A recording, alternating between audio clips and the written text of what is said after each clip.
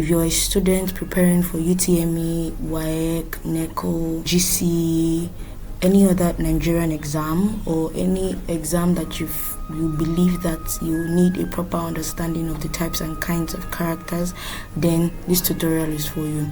In this tutorial, we'll be explaining every kind of character that we find, and then we'll bring that to your table and then do a proper explanation. So if this is the kind of thing that you would like to understand, so sit with us from the beginning to the end of this tutorial.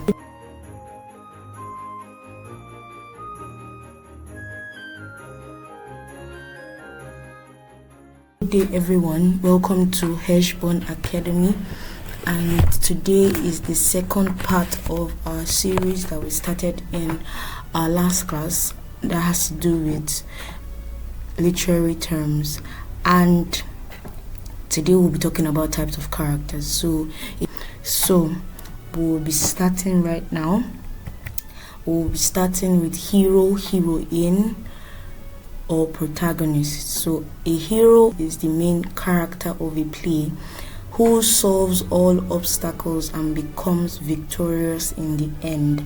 Now, one major thing I like to tell people that are reading for literature exams is that there's a difference between a protagonist and a hero, even though many times people like to put them together in a box. It can be different main characters, but the central characters is the hero or the heroine, like the one through which all the conflict and everything revolves around. So he's the one who makes sure that he solves all the obstacles and then becomes victorious in the end.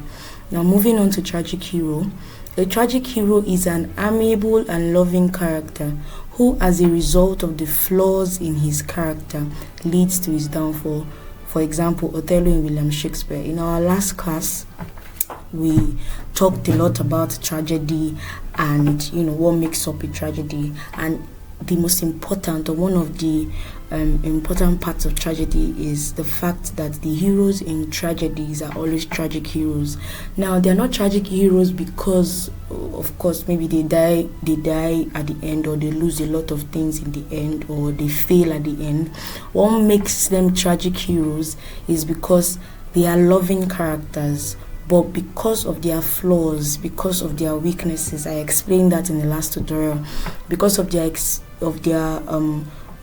dents in their characters, that is that specific dent that leads to their downfall, that specific weakness that leads to their downfall. If you really want to know much more about this tragic hero and then tragedy in totality, I advise that you go back to our former tutorial and then go and listen to it. It's just our last tutorial on literature, and listen to it so that we don't spend so much time explaining what a tragic hero is.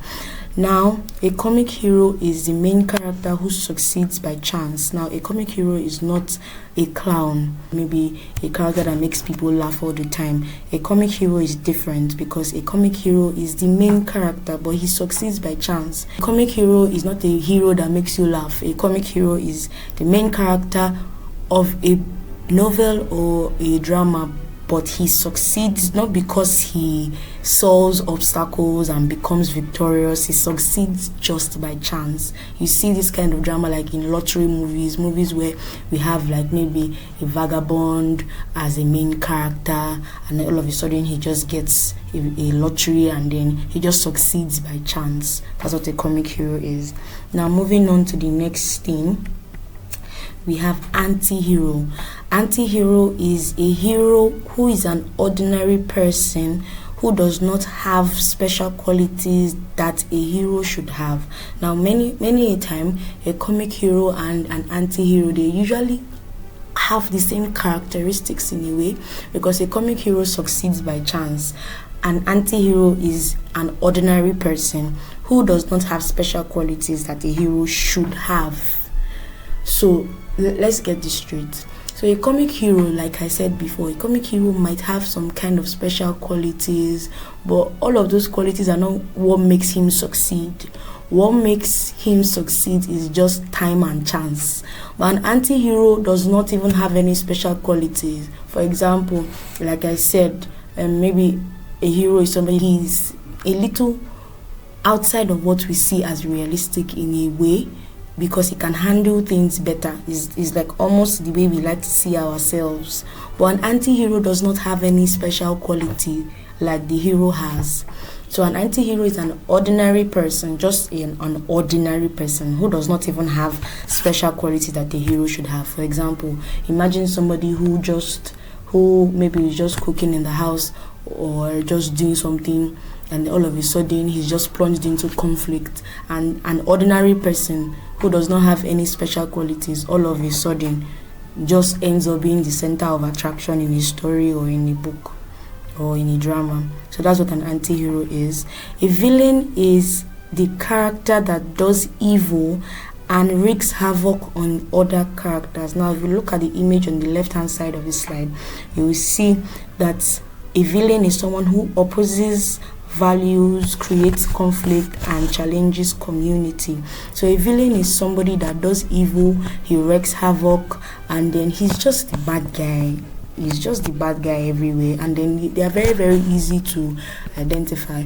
So next is an eponymous character. An eponymous character is a major character whose name is also the source of the title of the narrative. For example, Othello by William Shakespeare. So William Shakespeare's main character, or the name of the hero or the tragic hero, is Othello, and then the title of the book is Othello. We have many things. We have many books, many novels like that. We have another one by William Shakespeare's Hamlet. So these are like when the major character doubles as the title of the narrative. So a protagonist is the name given to the main character of a play. So I like to say it like this: not all protagonists are going to be heroes. We can have many main characters. We can have 4 to 5 to 6 main characters in a novel or any literary work, but the hero or the heroine is always one person or 2 people. So many times, not all protagonists are heroes or heroines in a literary work. So let's move on to the next thing. Antagonist. Antagonist is the name given to the character who thwarts the protagonist's efforts to get his goal. Now, there is a difference between an antagonist and a villain. Now, I like to say it like this: all villains are antagonists, but not all antagonists are villains. Like I said, all villains are antagonists, but not all antagonists are villains.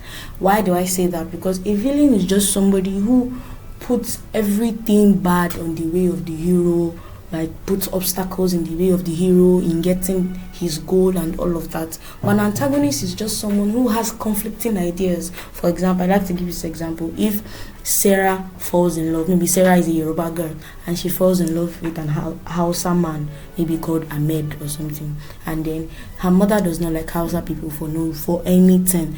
But her mother is not the villain in the story. Her mother just would do everything to convince the daughter, like to convince her daughter Sarah not to marry Ahmed. But she would not put dangerous things on the way and then try to concoct evil things, you get, all so that will harm her daughter's life. Now, many times the villains are always antagonists because they just want the end of the hero or the heroine. They just want to slaughter them. Many times not kill them, but just want to do away with them, and they will do everything to make sure that person is eliminated. But an antagonist just doesn't, he just creates conflict, and he does not really want, he puts obstacles in the way, but his hatred or his animosity towards the hero is not as pungent as that of a villain. A villain would always be a villain from the beginning, and then by God's grace, if he changes at the end, that's fine.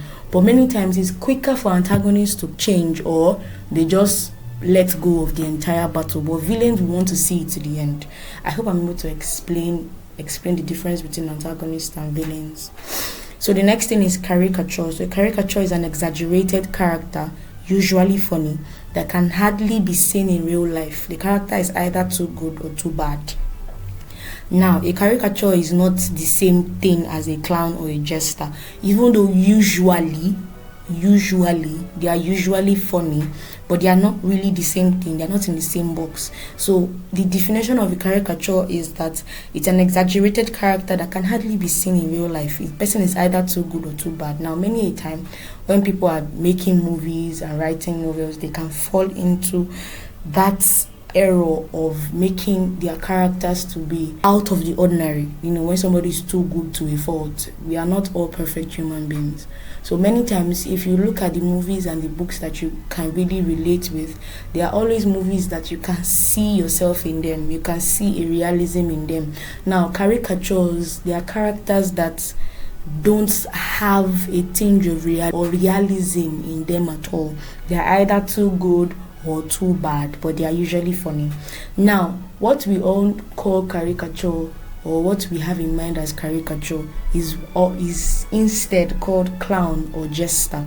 Now, a clown is a character that cracks jokes, and they are usually witty characters. Now, if you look at the image on my left hand side of this slide, you will see that a clown is someone who creates comic relief. He has humor, he entertains the audience, and many times, most of the times, he reveals the truth. There's foolishness, there's fun, but then there's wisdom in many things that he says.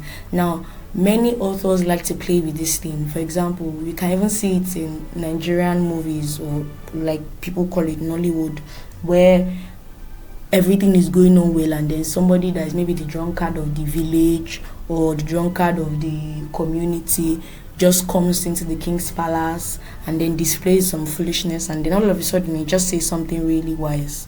So that's what a clown or a jester is. Moving on to the next thing, we have chorus. Now, chorus is a character that makes the audience to understand the play better. He does not take an active part in the play. Now, to further explain what a chorus is, if you have been to maybe a stage drama, or if you have gone to see a play before, many times, most plays have choruses. Like, they have a chorus, as it can be one person, it can be two people. They just come intermittently during the play to explain some things. Of course, they are in character. They are maybe wearing the costume of the play and all of that. You can say, oh, this is the wise one. Like, most of them dress like, oh, they are wise people. Most of them, they can dress like any kind of character. The major way you can identify a chorus is that it's a character that explains the story better, explains the play better to the audience, but they don't take any active performance in the play, but they just come different stages of the play to explain the play better to the audience. Now, moving on to the next thing, we have butt, B-U-T-T.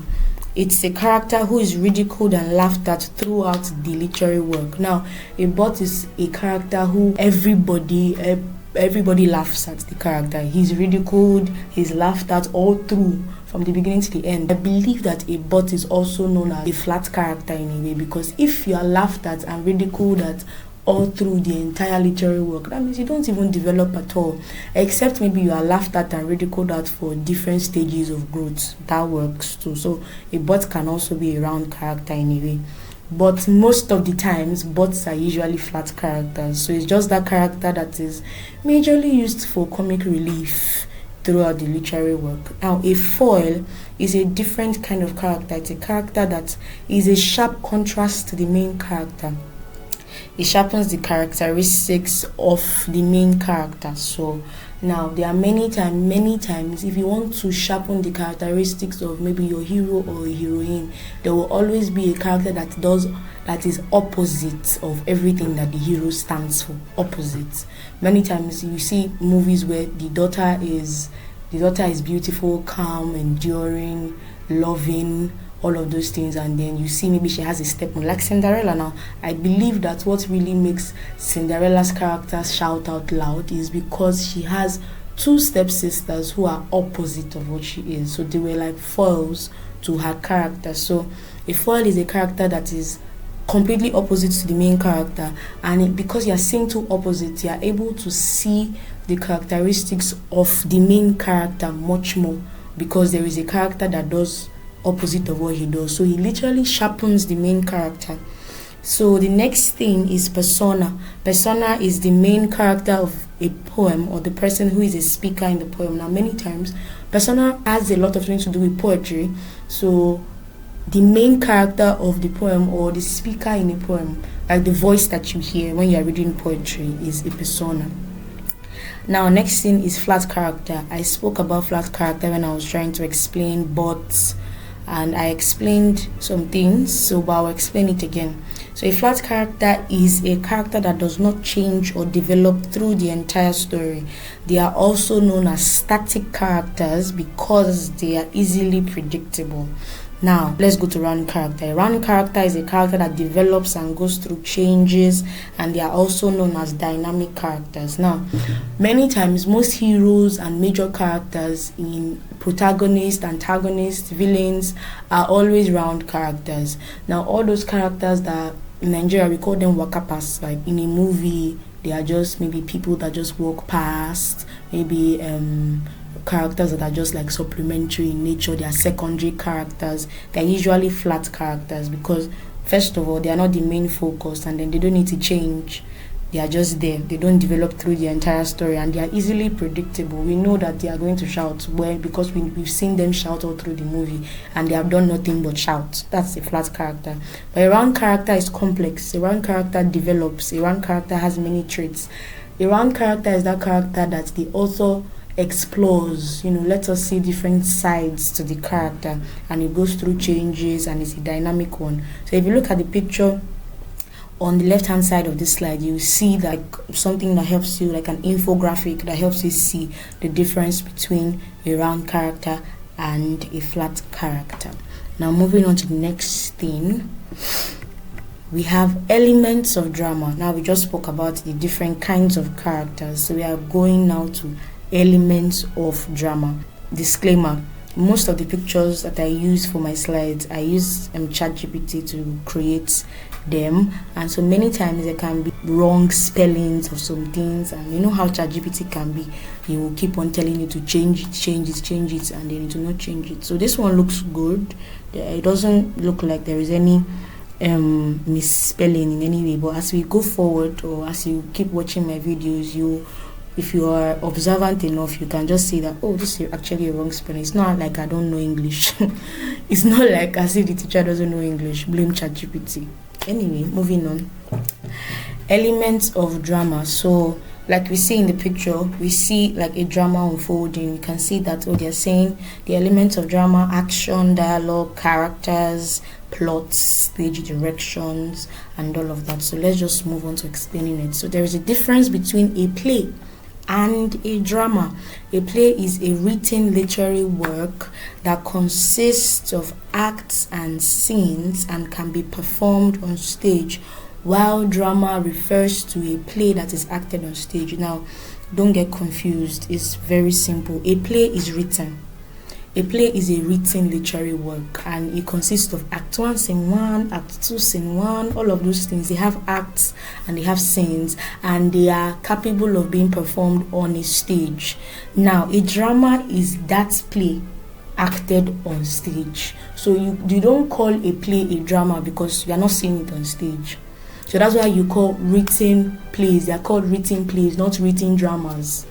Do you understand? I feel like I've explained that enough. So now, the use of dialogue in drama is what distinguishes it from other genres of literature.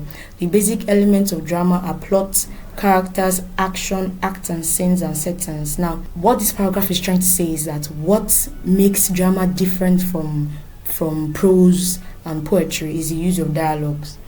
But all other major use of dialogues, acts and scenes, and then the whole action. So those elements are what differentiates drama from all other genres of literature. Now, let's note this. When a fictional or a non-fictional literary work teaches a specific lesson or a moral, it is known as didactic. Now, UTME likes to ask this question. WAEC, they like to ask this question a lot. I don't even think there's any Nigerian examination body that does not ask this question. When a literary work teaches a moral, it is called dash. So the answer is what? Didactic. Let's move on to the next thing. Elements of tragedy. So what is tragedy in drama? I already explained that in my our last tutorial. If I might not explain so much, if you really want to know the background or the introduction to what tragedy is, so you can follow us on this tutorial, I advise that you go back to watch the first tutorial. So tragedy in drama is a play that ends sadly. Of course, it's more than that, but I explain it in the former tutorial, so you can go back to watch it. So now, domestic tragedy. Domestic tragedy is a type of tragedy in which the characterization is based on middle class people. That is, the characters are not important people in society, and their downfall takes place in a family relationship. Now, a domestic tragedy is a tragedy that is domestic in nature. It's where, for example, maybe people that are not so rich. Okay, there's a kind of story that's coming to mind is maybe a middle class family. The father works in a bank, the mother works maybe as a civil servant. Their income is just average, and then they have kids, who are working in different walks of life, and then their income too is also average. When the whole characterization is about people that are not so important in society, and then it is tragic, it is called a domestic tragedy. It's called a domestic tragedy. So the tragedy happens within the home. The fall of the main character it's not something that is blown up by the news. It's not something that the entire community comes to watch. It's not something that shuts down the sun and the moon from shining. It's just something that just happens within the family. That's what's called domestic tragedy. Catharsis. Catharsis is the projection of the soul, and this is when the characters or the audience purge out the caged-up emotions they held in from the beginning of the play to the fall, misfortune, even the death of the tragic hero. This serves as a kind of emotional therapy because it is laced with tears, sighs, and relief. It deals with both the negative and positive reactions to the actions performed on stage.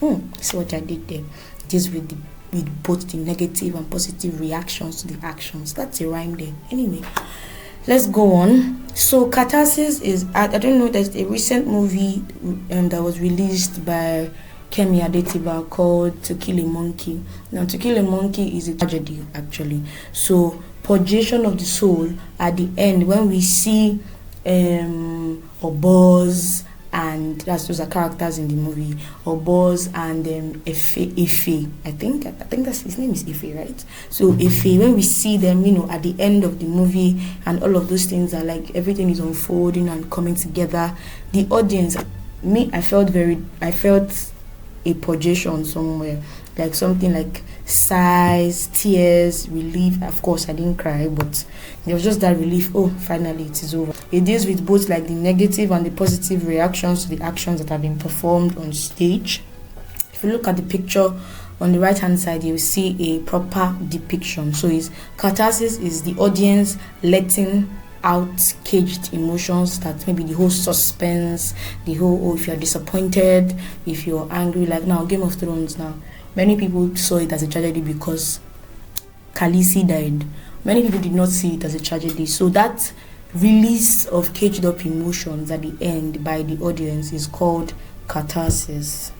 Now moving on to the next theme is hamartia or tragic flaw. So hamartia is an element of tragedy. Yes, we're already in elements of tragedy. Okay. So hamartia is the human weakness in the character that leads to the downfall of the tragic hero. So hamartia is a tragic flaw, is that specific glitch or that specific flaw in the main character or in the tragic hero's character, that weakness that leads to his downfall. In the last tutorial I explained Othello, and how Othello fell down drastically, and why he fell, why he lost his life, why he lost his influence. Everything was because of his jealousy. Now, the movie To Kill a Monkey, sorry that I'm like referring to that, we're talking about drama here. So the movie To Kill a Monkey, I feel like what was the tragic flaw of both Obos and Ife. Obos's tragic flaw for me was foolishness. Like, it was too foolish, and pride. So pride, but then when it comes to pride as a tragic flaw, it's called something else. It's called hubris. Like, when that tragic flaw that leads to his downfall is pride, it's called hubris. But for Ife's own is, I don't even know what caused it. Ife's own should be greed and then cowardice in a way. He was a coward in almost everything. So that's what I feel. That might not be what you feel. So moving on, hubris. Hubris is a flaw in the tragic character, but it deals with excessive pride that leads to the downfall of the character. Like I said before, when the flaw that leads to the downfall of the character is pride, it's not called hamartia, it's called hubris.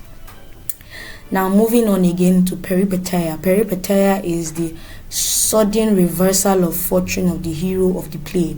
It marks the beginning of his downfall. So it's a reversal of fortune. Okay, we see a hero that is, for example, Khaleesi in Game of Thrones.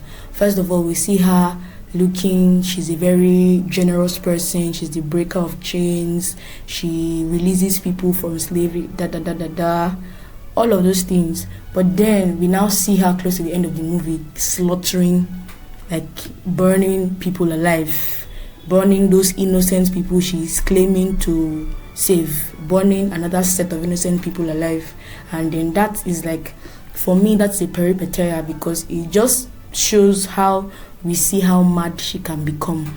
Do you understand? So it's like a sudden reversal of fortune, sudden reversal of fortune of the hero. So she was meant to rule a nation, but at the end of the day, because of her anger, she burnt everywhere.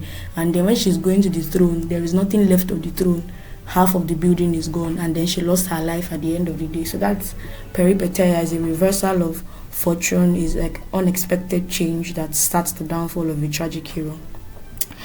Now, moving on to comic relief. Comic relief, these are short, humorous scenes that ease the tension in a play.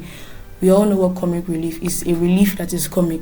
You have, that you've held suspense in your heart for such a long time. You are waiting. Oh, don't enter the room. There are ghosts in there, and then somebody suddenly cracks a joke, or something just becomes funny. So that specific thing is just comic relief, so that you can relax a little bit. So it's to ease the tension in a tragic play or tragic drama. Next is comedy. Now, what is comedy in drama? I explained comedy very well in our last tutorial. Like I said, if you really want to follow me properly, you should go back and listen. But when you are done with this video, you can go back and listen to that one too, to help you. So what is comedy in drama? Comedy is a play that ends happily. It's a play that ends happily. So now let's move to types of comedy. We have comedietta. Comedietta is a short comic piece. A comic relates to comedy and its humorous entertainment. So a comedietta is just a short comic piece, like comic piece short. That's comedietta. Comedy of manners is quite different. Now, if you look at the image on my left hand side again, you would see like an exemplification of what comedy of manners is. So a comedy of manners is a piece of work that criticizes the mistakes of a particular class of people. It's a play that mocks the behavior and fashion of a certain social class in society. When I'm talking about comedy of manners, it's not like it's going to be funny in a way.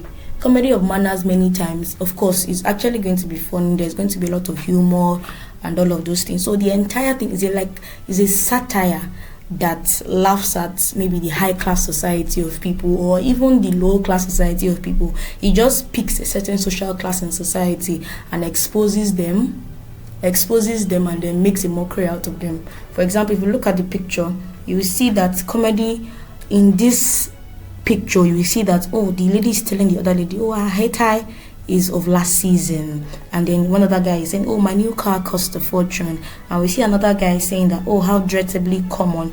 Like, it's just like, this is an exemplification of bringing out maybe the rich guys, the 1% of the 1% in society, and then exposing them how they can be rich on the outside and their families falling apart on the inside, how they are able to command millions and then they are not even able to command their own children. So that's what comedy of manners is about. So let's move on to the next thing.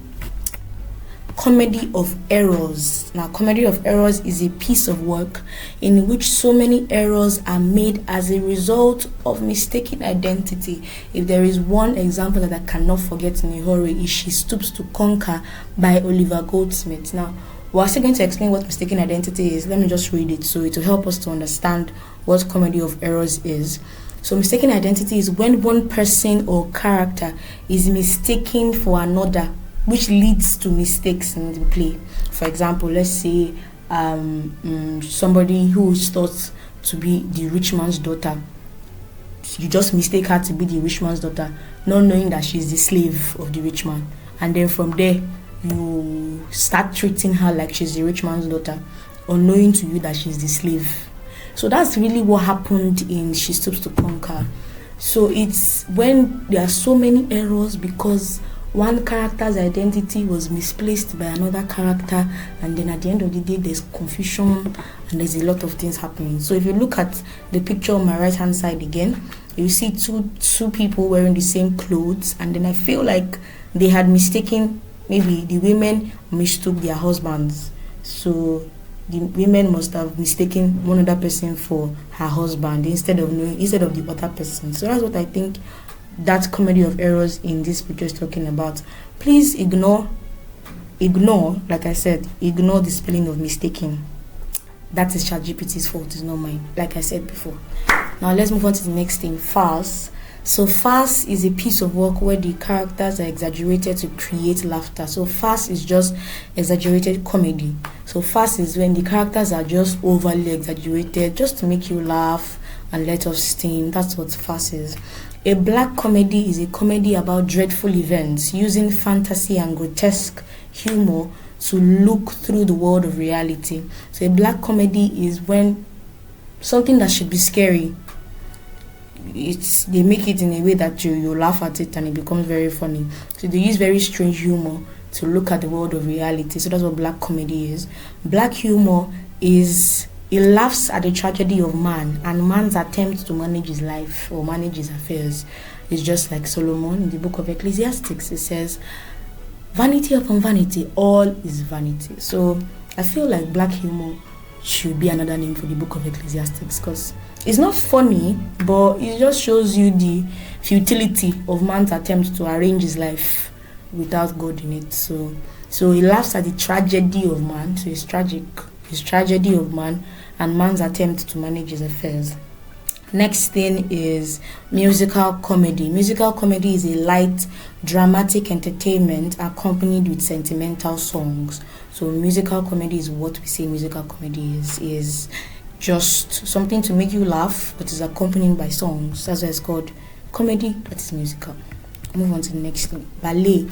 Ballet is a piece of work where music and dancing is used to tell a story. And many times people have concentrated more on the dancing part, but many times in ballet performances, you see that if you look very closely, there are many a time telling a story using those dancing and music. So pantomime or mime is when actions and gestures are used in a play without talking. So it's like a mute drama. Nobody's talking, but actions are being made and gestures are being made. So if you're going for to see that kind of play, you have to pay like very, very rapt attention. If not, you will miss gestures that would make you understand it. So moving on, an opera is when words are sung to tell a story.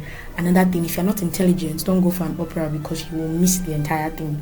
So if you don't pay attention, you will not get the most out of it. So it's when words are sung to tell a story. Now, slapstick. Slapstick is a play where the characters run around, throw things at each other on stage. I really don't know the essence of slapsticks anyway, but maybe people that want to laugh, let off steam, they can just go and see a slapstick, and hopefully nothing that they throw on the stage hits their head. Anyway, burlesque. Burlesque is a play in which the serious matters are treated lackadaisically and the unserious matters are treated seriously. Burlesque is just weird. So it's a play where very, very serious things are taken lightly and unserious things are just made a mountain out of a molehill. Like, they just do things opposite. So that's what the burlesque is. And many of our dramas, if you look at it very carefully, those ones that don't pay so much attention to are usually burlesque because they treat matters that are not even realistic as realistic. So moving on. Oh, that's it. So we are done with today's class. I was enjoying the class. I barely even knew that we were already at the end of the class. So we are done with today's class. and see you in my next class. I hope you are able to get full understanding of everything that we explained today. If you have questions, place them in the comments. We'll do well to attend to each and every of your questions. So we'll see you again in our next class. Our upcoming lesson is features of drama. So make sure to subscribe, make sure to share. If you have any literature students that is planning to or is reading for NECO, WAEC, UTME, international English exams, and you feel like this academy is really doing a lot, come and understand from here, and then they are welcome. You can put your observations in the comment section. We'll reply to every one of them. So see you guys in the next class. The next class will be talking about features of drama. So see you there.